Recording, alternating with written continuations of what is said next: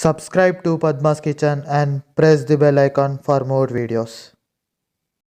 Hi అండి, welcome to Padma's kitchen. ఈరోజు మీకోసము మామిడికాయ రోటి పచ్చడి చేయబోతున్నా. దానికి కావలసిన పదార్థాలు: మామిడికాయలు, కారము, ఉప్పు, ఎల్లిపాయలు, జీలకర్ర, పసుపు, తాలింపు కావాల్సినవి జీలకర్ర, ఆవాలు, మెంతులు, ఎండుమిర్చి, కరివేపాకు, నూనె.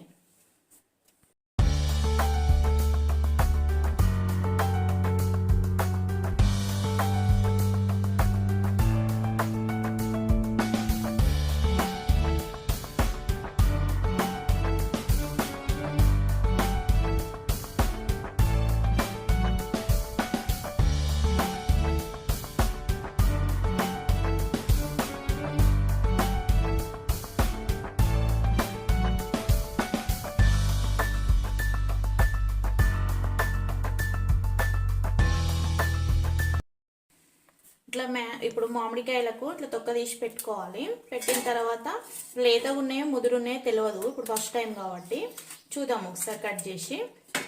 లేతగానే ఉన్నాయి, ఇది తీసేసుకోవాలి. ఈ జిగిడి తీసిన తర్వాత రోటి పచ్చడే కాబట్టి మరీ సన్నం ఏం కట్ చేయాల్సిన అవసరం లేదు, కొద్దిగా లావు లావుగానే కట్ చేసుకోవాలి.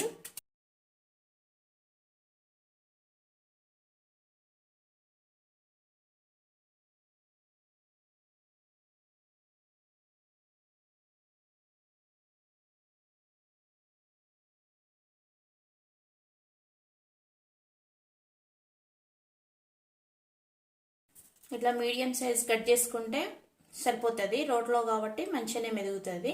2 మామిడికాయలే తీసుకున్నా నేను, చూసిరు కదా. ఒకసారి రోటి దగ్గరికి పోదాం పండి.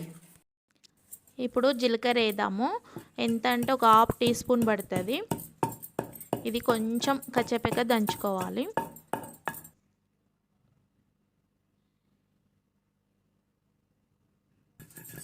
తర్వాత ఇప్పుడు ఎల్లిపాయలు వేద్దాం. ఒక 5 నుండి 7 వరకు ఎల్లిపాయలు పడతాయి, అది కూడా కచ్చపెక్కనే దంచుకోవాలి. 2 జీలకర్ర, ఎల్లిపాయలు కచ్చపెక్క దంచుకున్న తర్వాత ఇప్పుడు ఒక స్పూన్ తోటి మొత్తం తీసి పక్కన పెట్టాలి. ఎందుకు ఇలా చేయాలంటే ముందే జీలకర్ర ఎల్లిపాయలు దంచి పక్కన పెట్టుకుంటే బాగుంటుంది. ముందే అందులోనే మామిడికాయ వేస్తే చేదు వస్తుంది, బాగుండదు. అందుకని ఇప్పుడు కచ్చపెక్క దంచుకొని పక్కన పెట్టేసుకొని ఇప్పుడు మామిడికాయ ముక్కలు వేద్దాము. ఈ మామిడికాయ ముక్కలు కూడా కచ్చపెక్క దంచుకోవాలి, మరి మెత్తగా దంచకూడదు. ఈ వీడియోలో ఎలా చూపిస్తున్నా అట్లాగే చేసుకోండి మీరు.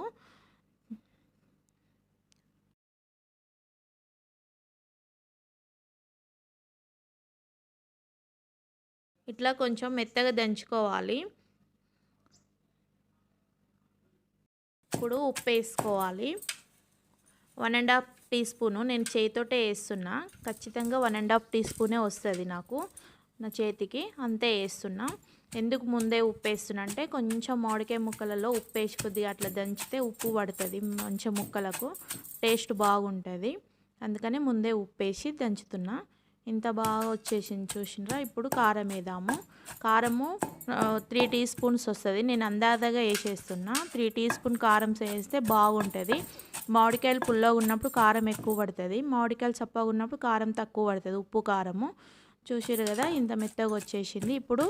ఇప్పుడు జీలకర్ర ఎల్లిపాయలు వేసి కచ్చపెక్క దంచుకోవాలి. 2 మామిడికాయలు, కారము, జీలకర్ర, ఎల్లిపాయలు మంచిగా కలిసేటట్టు దంచేసుకోవాలి. ఆ తర్వాత ఇలా మెత్తగా అయిపోతుంది. ఇప్పుడు మొత్తం మంచిగా కలిపేద్దాము. ఒకసారి చూసుకోవాలి అందులో ఉప్పు సరిపోయిందా లేదా అని. మొత్తం ఒకసారి ఇట్లా కలిపేసుకొని చూస్తే ఎంత బాగుందో చూడాలి. కలర్ఫుల్గా వచ్చింది కదా పచ్చడి, చాలా బాగా అనిపిస్తుంది కదా. ఎంత బాగుందో చూస్తుంటేనే నోరు ఊరిపోతుంది. ఇప్పుడు ఉప్పు చూద్దాం. ఫస్ట్ ఇంకా కొద్దిగా ఉప్పు పడుతుంది. ఫస్ట్ 1.5 టీ స్పూన్ వేసిన కదా, ఇప్పుడు ఒక 1/2 టీ స్పూన్ వేద్దాం ఉప్పు. ఇది కల్లుప్పు కాబట్టి కొంచెం చూసుకొని వేసుకోవాలి, ఎక్కువ వేస్తే విషం అవుతుంది మళ్ళీ. ఉప్పు విషయంలో కొంచెం చూసుకొని వేసుకోవాలి జాగ్రత్తగా ఈ పచ్చళ్ళల్లో.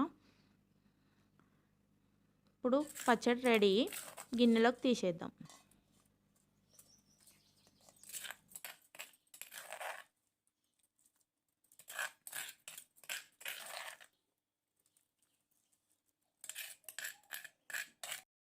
గిన్నెలకు తీసుకున్నాం కదా, పచ్చడి రెడీ అయిపోయింది. గిన్నెలకు తీసుకున్నాము. ఇప్పుడు తాలింపు చేసుకుందాం. నూనె ఈ గ్లాస్తో ఒక గ్లాస్ తీసుకుంటే 2 మామిడికాయల పచ్చడికి సరిపోతుంది. చూసారు కదా, నేను పోపు వేసుకున్నా ఆల్రెడీ. ఇప్పుడు కలిపేస్తున్నా.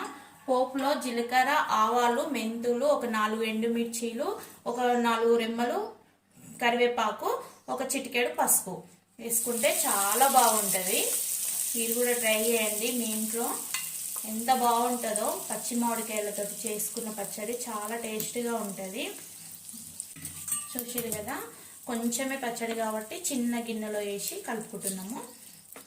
ఒక గ్లాసు నూనె పోసుకుంటే సరిపోతుంది, చాలా బాగా సరిపోతుంది పచ్చడికి. కానీ ఎక్కువ రోజులు నిల్వ ఉండదు, ఒక 5 days దాకానే ఉంటుంది. ఉప్పు తక్కువైతే మాత్రం బూజు వస్తుంది, అందుకని ఎక్కువ చేసుకోకూడదు. అప్పటికప్పుడు బాగుంటుంది ఇది. ఉప్మాలోకి, దోశల మీదకి చాలా బాగుంటుంది. రైస్లో కూడా బాగుంటుంది. నెయ్యి వేసుకొని వేడి వేడి అన్నంలో తింటే ఎంత బాగుంటుందో పచ్చి మామిడికాయ పచ్చడి.